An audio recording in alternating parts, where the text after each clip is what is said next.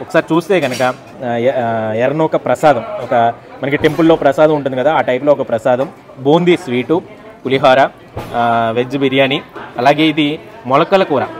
మనకి మొలకలు ఉంటాయి కదా, ఆ మొలకలతో ఒక కూర తయారు చేస్తారు, అది ఈ రోటీలోకి అనమాట. ఒక రోటీ కూడా ఇస్తారు, చక్కగా కందిపొడి, రైసు, పప్పు టమాటా ఆనపకాయ అనుకుంటాను ఇది, ఎస్, ములంకాడ కర్రీ, కాలీఫ్లవరు. ఇది వచ్చి కందతో వీళ్ళు చాలా స్పెషల్ వంటకాలు అయితే చేస్తారు. గతంలో అయితే కందా బచ్చలి కూర అయితే తిన్నాను, ఇక్కడ కంద అనమాట ఇది. మనకి ఇది పనసపొట్టు, ఇవి కూడా చాలా రేర్గా ఉంటుంది ఈ కర్రీ కూడా, చాలా మనకి దొరకదు అంత కంద కానీ లేకపోతే ఈ పనసపొట్టు కానీ. చక్కగా ఒక చిన్న అప్పడం, ఇది క్యారెట్ పచ్చడి, ఇది కందిపప్పు పచ్చడిట, అలాగే ఇది ములంకాడ పచ్చడి. ఇలా రకరకాల పచ్చళ్ళు, మళ్ళీ సాంబారు, రసం, మజ్జిగ చారు, అలాగే పెరుగు, చక్కటి గడ్డ పెరుగు అనమాట. ఇవన్నీ కూడా మంచి చక్కగా అరిటాకులో సాంప్రదాయ భోజనం పెట్టడం ఈ అమూల్య మెస్కి మొదటి నుంచి కూడా అలవాటు.